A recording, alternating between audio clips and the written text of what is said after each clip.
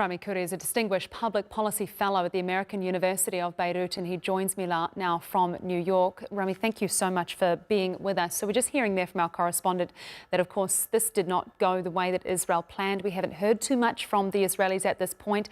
What do you think they'll be thinking, and what do you think their next steps may be? You know, we don't really know, Isabel, what the Israelis were intending to do in this attack. If they wanted to kill the top leadership of Hamas, they probably could do it because they've done these kinds of killings in many countries all around the region. And years ago, they used to kill PLO people all over Europe. It's kind of bizarre to me that the top leadership will be meeting in a house that's just an ordinary house in that part of Qatar, of Doha, which I know it's residential area and diplomats and schools and stuff. So it sounds kind of fishy to me. It may have been mainly a warning. And not a full assassination attempt, but we just don't know. We just have to wait and see. It could have been an attempt to pressure the Hamas leadership, to scare it, to say, look, if you don't sign on this latest proposal from the U.S., we're going to kill you all. So we just need to wait a few more days till it becomes clear what was the actual intent. The consequence, I think, is mostly in the realm of the relationship between Israel and the U.S. and the relationship between the U.S. and the Gulf countries, and the Arab countries of the Gulf and other countries. If the U.S. finds that Israeli actions like this make Israel a strategic liability for the U.S., it's going to hurt the U.S. in its relations with other countries, then the U.S. will pressure Israel to stop doing this kind of thing, end the attack and the genocide in Gaza, and work for a permanent negotiated peace agreement. But we just don't know. There's too many unknown factors about this.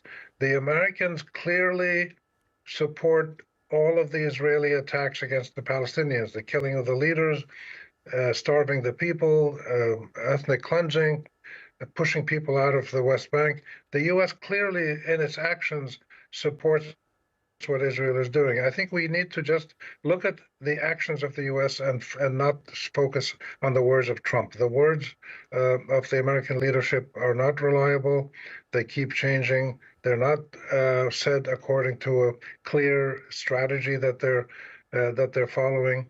And also, the words are not really worth that much because the U.S., like Israel, has clearly shown that it is willing to accept something and then 2 days later tear it down and reject it. They're not sincere. Their commitment is not worth very much, unfortunately, for the U.S. And people are going to react to this. And you're certainly right. It's difficult to say too much about what's gone on because we haven't learned too much about the intent that Israel hasn't commented yet on this significantly. So let's talk about, I mean, the willingness that Israel has to bomb the country that is mediating, one of the countries that's mediating the Gaza peace talks. Given that we know that we've seen bombing by Israel in southern Lebanon, we've seen Syria reporting bombing, I think, in the centre and the west by Israel.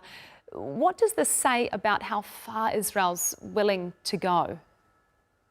It says a lot, and it has been supported by Israel's actions and the actions of the Zionist movement before the State of Israel was created. They assassinated the first UN mediator, Count Folk Bernadotte. They've attacked their own allies. They attacked the USS Liberty ship in the '67 war. They attacked and killed British soldiers in the Mandate period, even though the British basically made it possible for the Zionist movement to take over Palestine. So they don't differentiate between friend and foe. They differentiate only between what is good for Israel or Zionism or the Jewish people, as they claim, though I don't think they speak for all the Jewish people. What is good for Israel and what is not good for Israel? That's the criterion that they use to determine what they're going to do. They don't depend on international law. They don't depend on keeping their word, on being credible, on being consistent. They depend only on determining if this action they're going to take, whether it's starving Palestinians, assassinating people in Lebanon, or Qatar or Iran or wherever, if that action is going to help their security and their strategic position. The terrible irony, the cruel irony for the Israelis is that this has hurt the Israeli strategic position all over the world, except for now, except in the office of the President of the United States. He's still supporting them.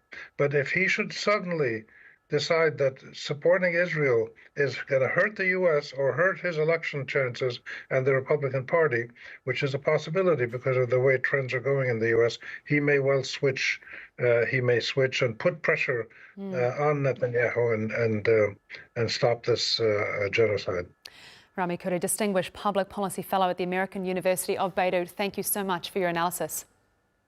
Thanks for having me.